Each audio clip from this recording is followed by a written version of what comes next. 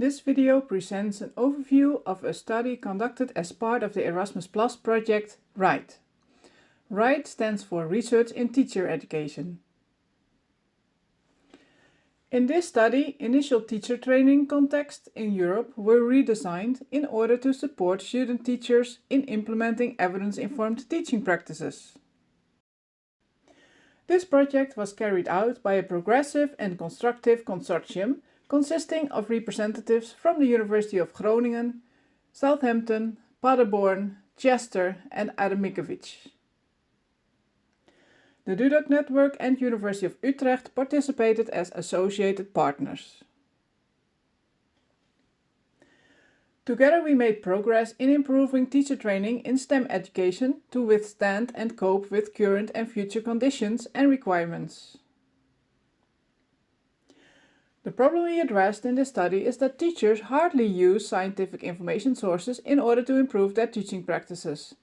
We believe that professional development was needed and that we had to start during initial teacher training. To address this problem and to redesign our teacher training context, we developed a common theoretical framework. The framework was based on the evidence use mechanisms of Bracken and Dodson 2016 and the expensive learning cycle described in Engelström and Sanino 2010. This theoretical background formed the guide for each partner to redesign their particular teacher training context. Each partner conducted a case study in their teacher training context for secondary or tertiary education using this theoretical background. Activities and assignments were redesigned in order to support student teachers in using evidence to improve their teaching practices. These activities and assignments were implemented in the different teacher training contexts. In order to compare the results among case studies, each partner used the same instruments to evaluate the implementation of the support activities and assignments. The evaluation was focused on examining the influence of support strategies on student teachers' perspectives, beliefs and abilities in using evidence to improve their teaching practices. The results led to new insights into training teachers who systematically use scientific evidence to improve their teaching practices. For more information you can check our website and follow us on ResearchGate, where our progress and outputs are shared. Just scan the QR code to find us.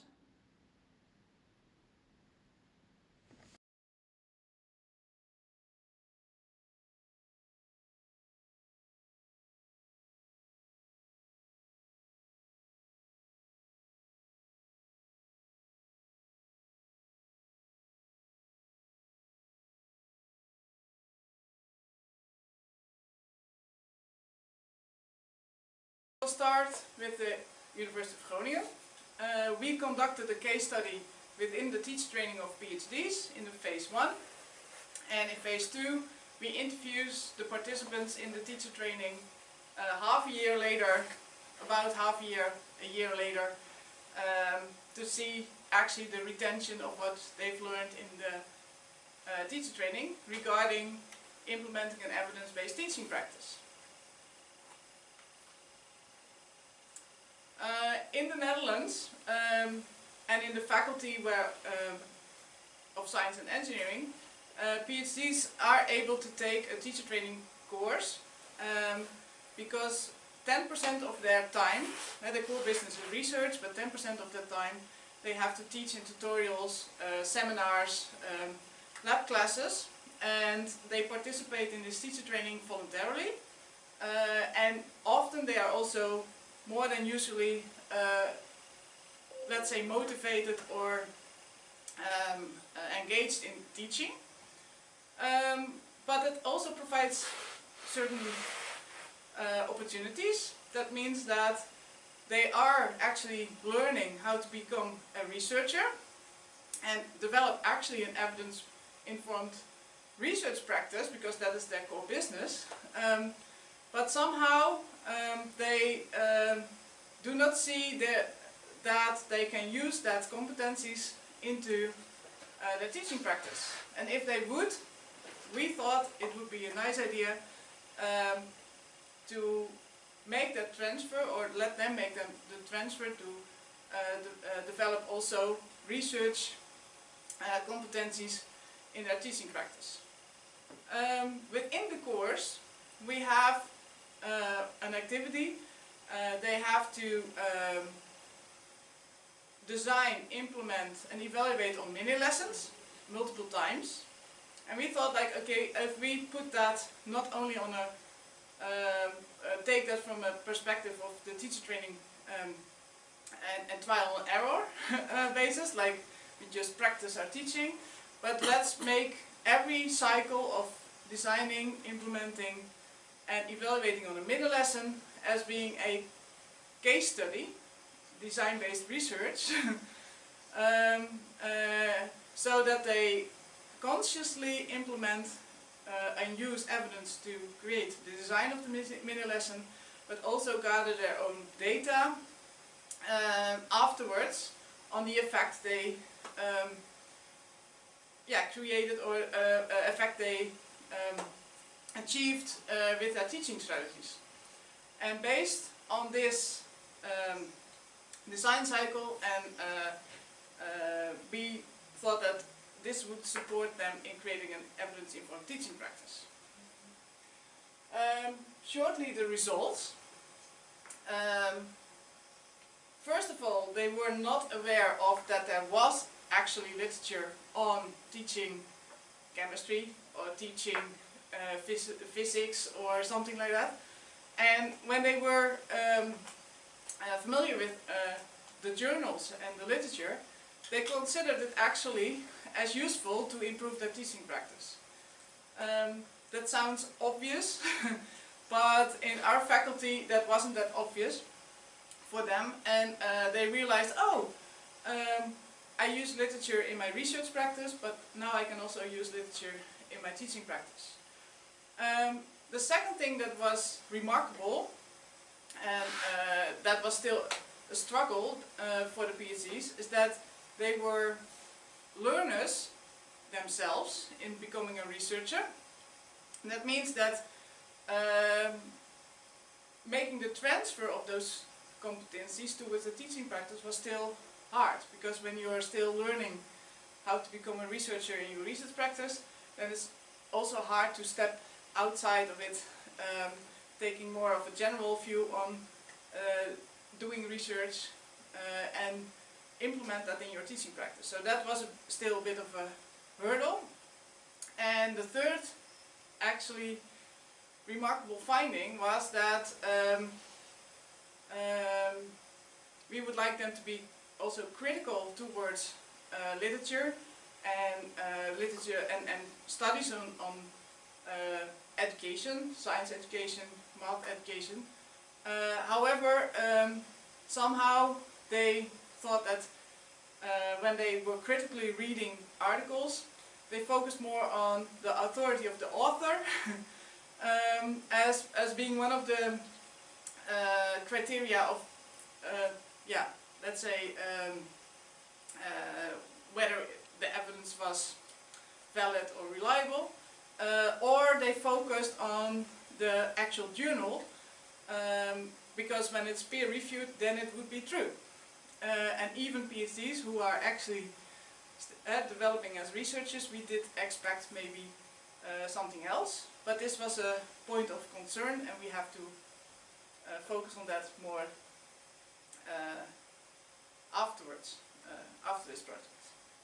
So this was, in short, the case study of Groningen.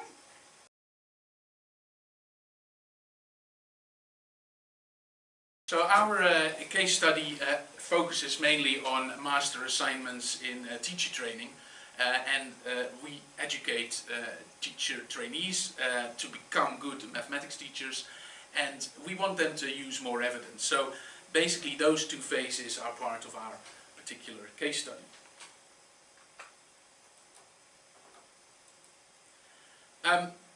You need to know a little bit about the education system in England, not too much, but in the education system there is a maths so-called postgraduate certificate of education, which is a one-year course that comes after your degree, And that is the context that we are doing this work in. And what we normally have is some master assignments, and they are very evidence-based in the sense that you have to study a certain topic in the literature. It might be something like mathematical resilience. You have to look at the literature, and you have to do a little bit of data collection and a small study in your own school setting. And this is of course quite challenging, because if you don't know anything about evidence-informed teaching or how to read an article, that's going to be tough. So what we did in this project is redesign our program to actually hopefully improve this.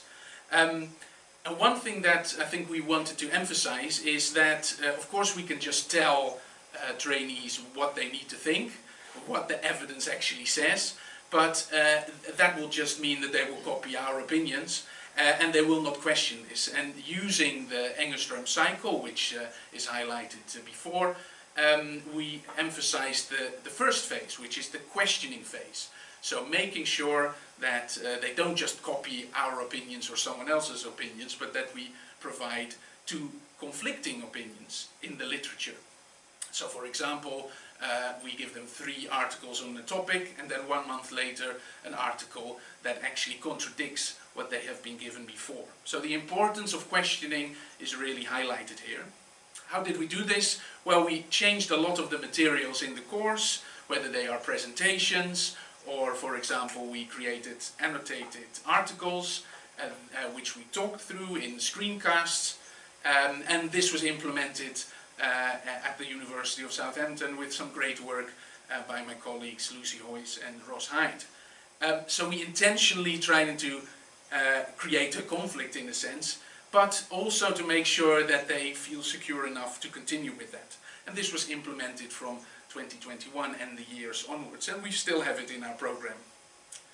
So what are some findings? And of course it's quite difficult to really summarize this rich tapestry in only a couple of points, but I think that if we look at the trainees, for example in the interviews and all kinds of other ways, they are certainly aware and agree that using evidence is a good thing, but it also very much depends on your views on evidence. So maybe one trainee has a different background than another, and then their views on evidence will differ because of their specific background, where they come from, or the degree that they might have done. And that means that the context really matters in the way that you use evidence as well. Some people, trainees even mentioned, you know, how family members, how they perhaps were influential in the way that they treated evidence. And then, of course, also there's always a tension to actually use this evidence in practice, because you don't have time when you're becoming a teacher to extensively read everything, because, you know, workload, it's a tough job to be a teacher. So this tension, you know, what are we going to study, what am I going to read, and how do I then translate it to practice, that was constantly emphasized by the trainees as well. It's a tough job, and so these contextual constraints and the institution and the organization that you work in at least certainly in the teacher training context in Southampton, you need to be constantly aware of that. So those are some of our findings.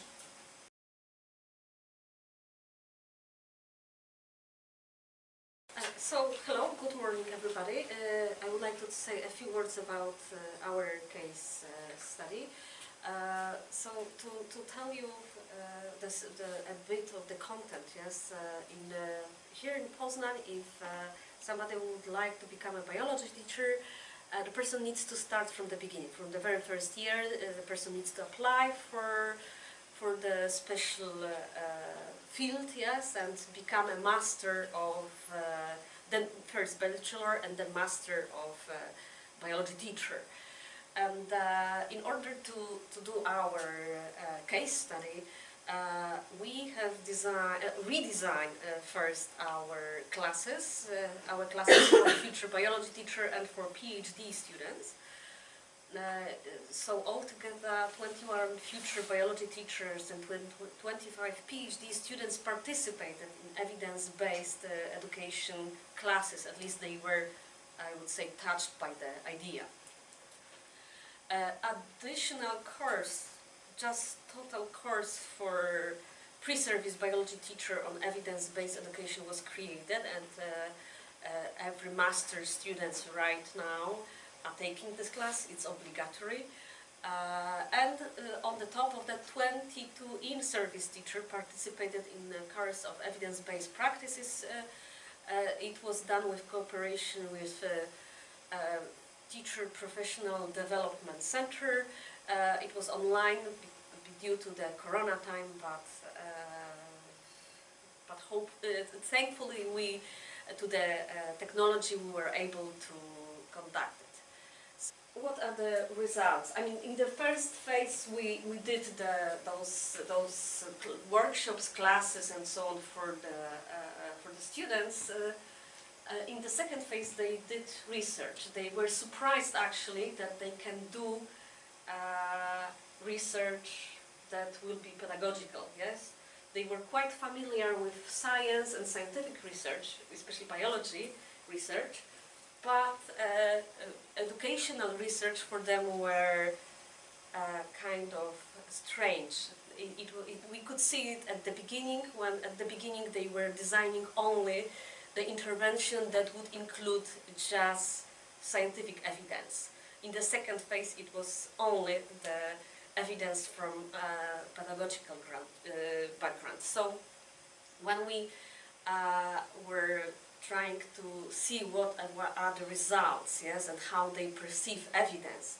So in regardless of the 6 elements of evidence that we in our team distinguish, yes, when we talk about awareness, evidence seems at the end to be very important to students in many aspects, yes, in aspect of content knowledge, but also in communication with parents, with students, with headmaster.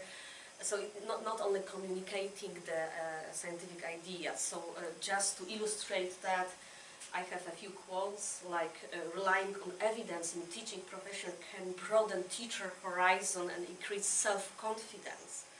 Or the other, teaching at school without evidence results in little learning, and what's more, it can even lead to wrong thinking. When we talk about the part that it's coded as agree, we can say that scientific understanding of evidence has to be, evidence is for them something that has to be verified, has to be created within the framework of scientific methods. So, for example, what they were saying, that it must be randomized and always has have a control group. Even if we disagree, this is their perception of evidence, yes? So evidence for them is something that can be facts, documents, proofs. They also notice the negative role of some like fake authorities. They notice celebrities who spread the not scientific ideas, yes, and they notice that it's wrong, but also they notice like some mistakes that can be done in scientific environment. So they pointed out, for example, to Andrew Wakefield, who did publish the research about the connection between autism and vaccination. When we talk about access and communication, so students claimed that after the training they are able to conduct at least small-scale research, although some of them would really highlight that maybe a support or little feedback on the idea would be necessary for them. And about interaction,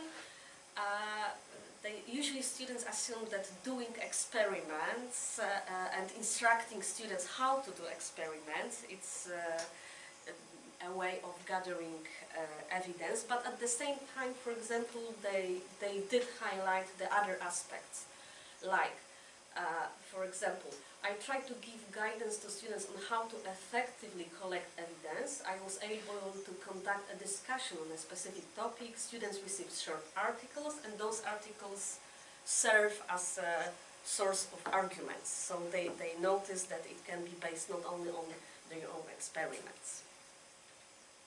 When we talk about skills, students declared that they are very capable of rating the quality of research and research articles. So they can conduct a small study and search for relevant literature. And when we talk about structure and processes, they say that evidence is important for lesson planning, decision making, providing arguments, also in confrontation with parents. One of the good quotation for that is that they were saying that evidence is needed for good management, for example, to avoid unfair judgments. So just to end up, I wanted to tell that one of the answer from the interview was when I asked for who evidence is important, the answer of the students was, and for who is not. So thank you for your attention.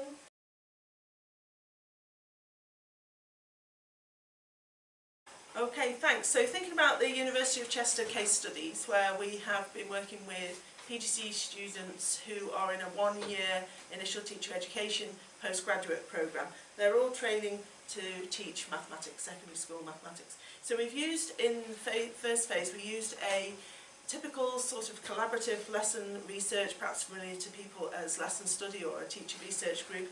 We used a very typical cycle of that. And the characteristics that we were trying to work with here is that we use some preparation that actually enables students to question some of the practices that are going on in their schools and question some of their own approaches to teaching. But it's relational, because what we've done is work in collaboration with people in schools, and it also involves a little bit of risk-taking, because they're going to be collaborating with their peers who they might not work with day to day, but also trying out some higher risk activities within a classroom. The other thing, one of the other characteristics is that we're learning together, that we are, as researchers, we are translating the research as tutors and as mentors for the beginning teachers, but we are working with them together because nobody understands the exact context in which they're about to encounter the learning, encounter the maths teaching. One of the other things that is characteristic is that we're trying to focus on something that isn't about, it's not a performative act. We're not thinking about their performance in the teaching, but we're thinking about how they use their professional judgment and how they merge that with research to actually design some small group teaching. Now this is a small group teaching initially, which then obviously develops into whole class teaching later on. So as I've said, this is not a performative act. We're not looking at how the teacher performs. What we're looking at is how the shared design for the lesson actually plays out in reality in the classroom. So we're thinking about how young people respond to the lesson that's been designed. And then, of course, gathering data, collecting artefacts from the lesson in the way that design research and practitioner research often does. And then what we're trying to do is instill through reflection this notion of close to practice research. What had we just done and how did the students respond to that? So that they're actually starting to be immersed in a tradition of inquiry, a tradition of classroom inquiry. In reality though, what we find that there are constraints within the questioning and the risk-taking stages. There's constraints that the students have experienced and they've reported to us because there's perhaps a tension between some of the things that they're experiencing in school and some of the things that they're experiencing in university. Now by applying the Engstrom cycle, some of those tensions actually become contradictions that are actually expansive, that actually lead towards some learning. But in other ways, those tensions are actually restrictive. So they're the things that actually hold teachers back from developing some of the things that they want to do. And this is of course true for experienced teachers as well as beginning teachers. There's no doubt that some of the performative aspects of working in a school actually influence what's going on in here. So what we're trying to do is challenge some existing practices, but meanwhile students are actually trying to reach certain competencies in their teaching that might actually be in tension with that. Also, sometimes the experience of the beginning teachers can constrain what it is that they're doing. So they might actually reduce their analysis of what's going on in the lesson to some very crude polar opposites, such as something worked, something didn't work, students were engaged or they weren't engaged. But by bringing about the data from the classroom and using that in a reflective process, what we're actually hoping is that they'll start to get beyond those crude distinctions to something a little bit more nuanced. But then the whole purpose of this cycle, and this cycle repeated several times, was that the students would be able to apply some of the things that they're learning to their own practice. So this raised questions for the student teachers about their agency, about how much they were actually able to work on these things that do bring about some uncertainty and some risk, the time that limited those things, but in particular how they were empowered to use those things or not within their own practices. So we repeated this cycle several times, and the students had no choice, they had to participate. It was part of the programme that I taught with my colleague Christine Packer at the University of Chester, and they're generally very positive experiences in terms of evaluations of student experience, and the pupils in the classroom as well as the beginning teachers. So we have some positive evaluations for these, but the question for us is, how is this sustained? How does this then become something expansive in their own practice? So the next phase is that students design their own practitioner inquiry. So we follow the characteristics of widely published close to practice research, where the student teacher uses research to design the inquiry, but they're still doing it with guidance from the tutor and mentor. But this time we're trying to teach them to interrogate the research sources more independently, so that the tutor or the mentor is not necessarily the person who's translating that for them. And of course we teach them appropriate methods for close to practice research for classroom inquiry. So they implement their inquiries, and again there's all of these constraints are there for these inquiries as well, but they're again being taught the process of interrogating and inquiring within the classroom and gathering data from their own studies. And then we have the opportunity for the students, again no choice in this, no agency in this, to be able to analyse their inquiries. So they present a justification for the design and analysis of the findings. And this is something that often causes tension. What we're trying to do through this analysis is obviously meet the requirements of a master's level programme and the requirements of something that is at level 7 in the United Kingdom. But what we're actually trying to do is instill a process of inquiry that will be sustained once people become research-informed practitioners. And this is perhaps where some of the tensions actually occur, which we are continually thinking about as we're moving forward with this. One of the challenges that the beginning teachers give us is, why do I have to write about this in a critical analysis when I've already learned from the inquiry and I know what I'm going to do moving forwards? So that raises some challenges for us, thinking about authentic assessments and what is actually something that bridges the research between the pragmatic aspects of what a teacher needs to do in their schools. So that's a summary from Chester.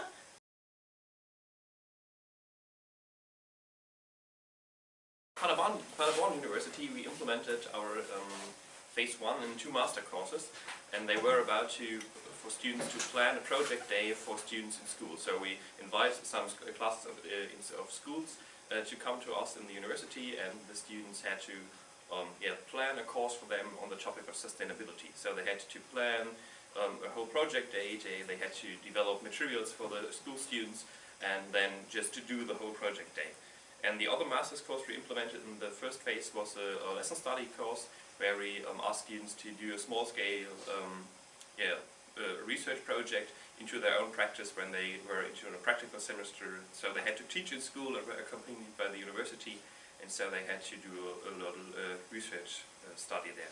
And in the second phase, this is kind of a very typical German context, I would say. After the master's degree, students in Germany have to go in an in-service teacher training, which is 1.5 years long. So they are accompanied again by experienced teachers and really have to think about how to teach, and they have to pass a last exam so that they are a real teacher afterwards of this in-service teacher training.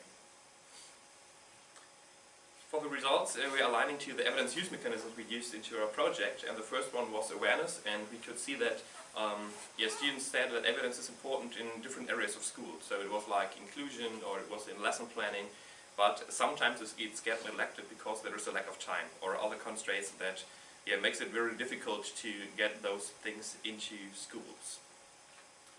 On the level of agree, we found that there is a gradual understanding of evidence within our participants. So they divided the personal opinion from evidence, but they said that personal opinion could be supported by some arguments they bring to it, and so it could be understood like a qualified hint or a tip from experienced teachers So they will trust in those things, but they will divide it from evidence, because for evidence there has to be some kind of scientific approach or a theoretical approach to call it evidence. On the level of access and communication, the participants stated that they do not really recognize that they had worked with evidence in their study program. Besides, they did some laboratory work in our chemistry laboratories and things like that. And they only realized that there is kind of an implicit thematization of the topic, especially when it comes to lectures on chemistry subjects or things like that. There was a kind of evidence they engaged in, but it's not really that they know that they did it, but they could reflect on later on. In the field of Interact, we asked the students how to get students in school into connection with evidence, and they said especially the important role they highlighted was the reflection of evidence. So that is important to reflect existing evidence in the classroom with the students in the classroom, so that they know there is a kind of evidence and what type of evidence it might be.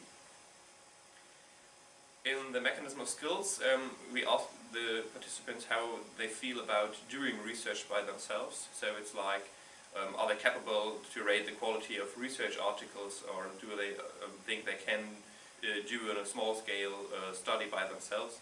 And they said they can do, but they stated it's kind of superficial. So there could be more done, but on a superficial level they can rate the quality of an article, or they can do a research study, but they just differentiate between those studies and studies that they see in peer-reviewed articles. The last mechanism would be structure and process, and here it's interesting because the participants stated that evidence is important for all teachers, and especially for those teachers who are very experienced in our teaching, like 20 years, because there might be new topics like for example, especially in the COVID times for education, all about media technology, and especially teachers who are very experienced and are a long time into the business, they should engage in evidence and just keep in mind what new topics are right there. So all in all, students stated that they feel to be promoted in some areas of evidence practice, based practice throughout our intervention, and especially within the second phase. So when we asked them when they were in their in-service training, so they were in school already, then they said that it's really good to just reflect on the role of evidence and evidence practice into their own teaching, because especially the interviews we did with them and the study we did with them, it was helpful for them to just reflect on the role of evidence. So it wasn't about just definition of evidence or hard facts. It even was about to reflect your own practice within a process.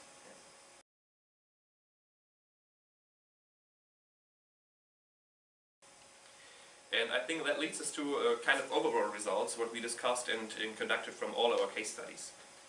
When we focused on these kind of interviews we did, there was a lot of qualitative data, and we found some basic concepts which refer to different mechanisms we just talked about. The first one, and a very important one, might be the kind of certainty versus uncertainty. So the question is, how do we teach uncertainty without being certain of a construct? So we as a teacher in university tell the students what is important about evidence and that it's uncertain, but we want the students to trust in what we are saying and to be certain about that it's an important topic, and that's kind of the two levels which might clash. So it's the question in which specific evidence you can trust, or where is certainty in the field of uncertainty, and that is a quite important concept in many different types of mechanisms, because it's kind of an underlying concept which is referred to every time when you are talking about evidence. The next question, which is in line with this, is the question of authorities. So, like we heard in the case study of Poznan, exactly is who to trust in. So, is it families, is it friends, is it celebrities, and are there kind of fake authorities? And we have to reflect on our own role as authorities in the university classroom, because we are talking about evidence with the students, and so we are an authority for our students, and they are an authority for their students, and there is kind of a complex field of different types of authorities, and it's really the question who to trust in, and especially this refers maybe to the purpose and to the question we have. So maybe in some fields I just trust my friends, my family, and in other fields I would have trusted more in scientists or in other institutions. And the last important aspect is the kind of epistemological beliefs. So the question is if all this roots back to some kind of epistemological beliefs. and to how extent it is possible to handle evidence properly while holding naive epistemological beliefs. So especially this topic of certainty and uncertainty refers to our epistemological beliefs, and what do we do with students who do not have such advanced epistemological beliefs, so they do not really know about knowledge and have no meta concept about knowledge? Are they able to just handle evidence in that way we want to, or is it exactly that we have to build up an advanced epistemological knowledge system beforehand? Or it's intervened, but the question is how it's intervened there. Besides the qualitative data, we did some quantitative approaches. So we implemented 2 instruments with different focuses, and the first one we called the evidence-informed decision-making in education test. And this one measures the competence in evidence-informed decision-making. And through pre- and post-tests we could found a high growth of competence. There was just a big effect size of 0.7.